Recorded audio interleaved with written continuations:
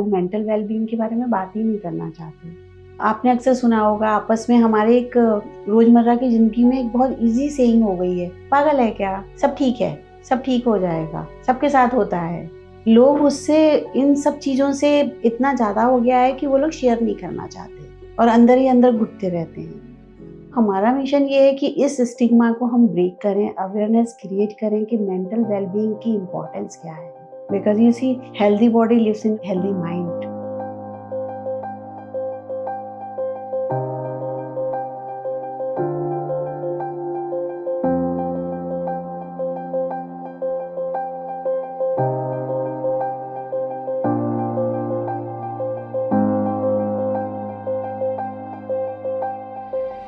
I am really thankful that I have a very good team of counselors, psychologists, therapists, NLP trainers, Bosch and POXO trainers.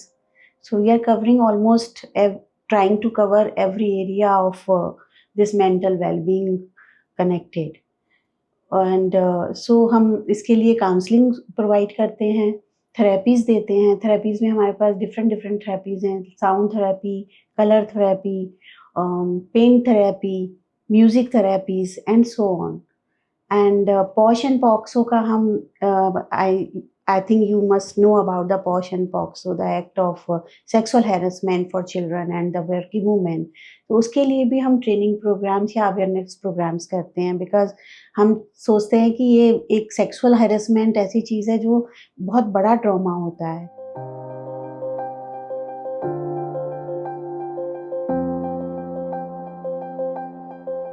सबसे पहले हम उनकी counselling करते हैं, उनकी case history लेते हैं कि वो किस तरीके से, क्यों वो उसमें पड़े हैं नंबर।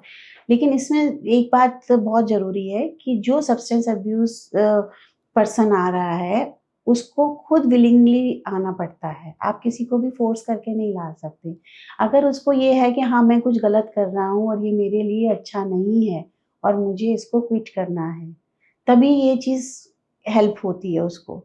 तो जब वो आते हैं तो हम पहले उनसे पूरी हिस्ट्री लेते हैं, उनको समझाते हैं, फिर उसके बाद काउंसलिंग के सेशंस होते हैं डिफरेंट डिफरेंट लेवल पे, और इसके अलग-अलग पूरे 12 स्टेप प्रोसेस है, वो सब होता है, काउंसलिंग है। देन फिर उनका हम बैकग्राउंड जब जान जाते हैं तो उसके हिसाब से उनकी थेरेपीज़ होती हैं, उनकी लाइकिंग डिसलाइकिंग क्या है, उसको ध्यान में रखते हुए कहा जाता है।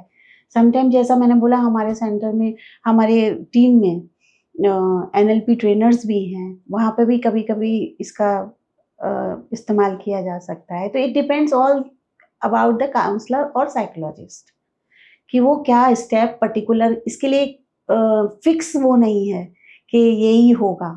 वो क्या सब्सटेंस ले रहा है, किस सर्कमस्टेंसेस में उसने ये शुरू किया, क्या हुआ, तो वो सब समझना ज़रूरी हो जाता है। हमारे 4 सेंटर हैं, खार, विलेपार्ले, मलाड एंड अंधेरी।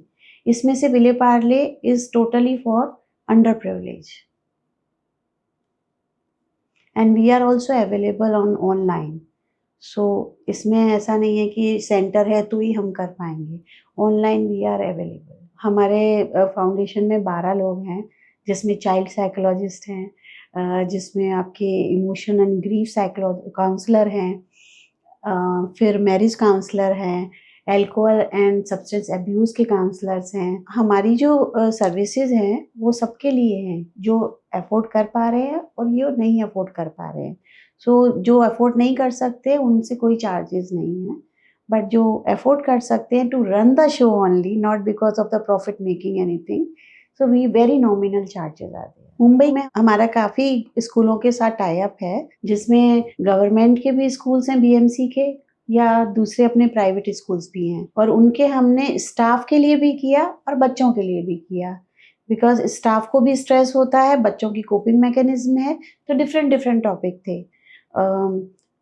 और भी कई जगह हैं जहाँ हमने किया है, वेबिनार भी किए हैं उसमें, और 1-to-1 वर्कशॉप भी किए हैं, जिसमें टॉपिक्स में आप समझे तो बुलिंग है, देन बॉडी शेमिंग है, देन स्ट्रेस है, and different kinds of more and more.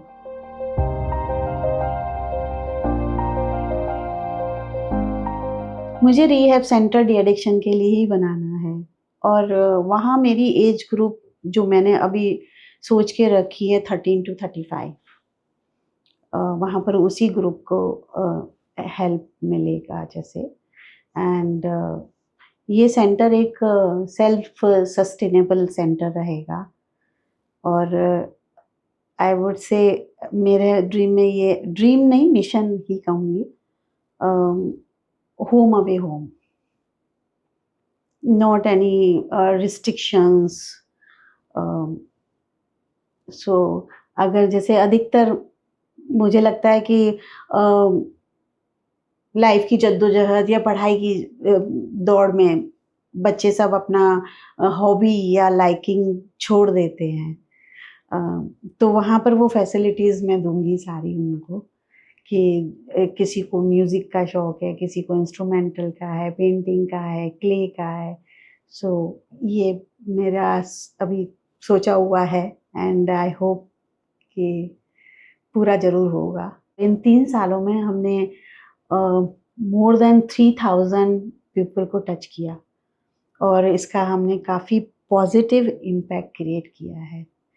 And हम आगे भी करते रहेंगे और पूरी कोशिश है हमारी कि ज़्यादा से ज़्यादा लोगों तक हम पहुँचें। I am member of rotary club of addiction prevention Mumbai.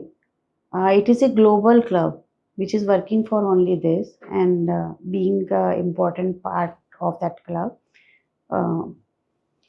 And Agrim Agarwal Foundation is mental health partner in JNAA Cascade, which is the India largest inter-college, inter-school cultural festival. So we are their mental health partner from last 2 years. अग्रिम Agarwal foundation जब मैंने start किया तो मुझे अभी तक मतलब it is still going, काफ़ी ये समझ में आया कि मेंटल वेलबींग के बारे में लोगों को बिल्कुल भी बात करना पसंद नहीं है। हम तो ठीक हैं, हम तो ठीक हैं, but it's a need of hour. हर किसी को कोई ना कोई छोटी से छोटी या कोई बड़ी प्रॉब्लम, आई मीन बॉदरिंग है। प्रॉब्लम से ज़्यादा मैं उसको बॉदरिंग बोलूँगी। Problem is a difficult word. तो मेरा सबसे कहना यही है, ख़ास तौर से सीनियर सिटीज़न या एल्डरली पीपल से, जो हमारे टाइम में चला आ रहा है, because I am also turning 62। सो हमारे समय में यही था कि नहीं, कुछ नहीं कहना है, बाहर नहीं बोलना है, दुनिया क्या कहेगी। तो दुनिया की परवाह नहीं करनी है। फैमिली आपकी है, बच्चा आपका है, तो दुनिया को क्यों सोचना है? आपको आपकी फैमिली के बारे में सोचना है। तो बेहिचक होके अगर आपको लगता है कि आपकी फैमिली में कोई भी बच्चा या कोई भी सदस्य आपकी फैमिली का इस तरीके की चीज़ों में उलझा हुआ है या वो किसी गलत चीज़ों में जाने के लिए बढ़ रहा है, तो आप उसके लिए हेल्प लेने आगे बढ़िए, हिचकिए मत। ये बहुत ज़रूरी है।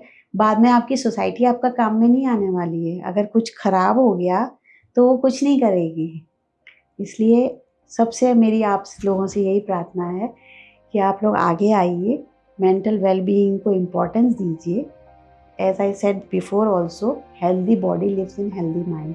दिमाग सही रहेगा तो सही सोचेंगे, सही करेंगे और सही बनेंगे।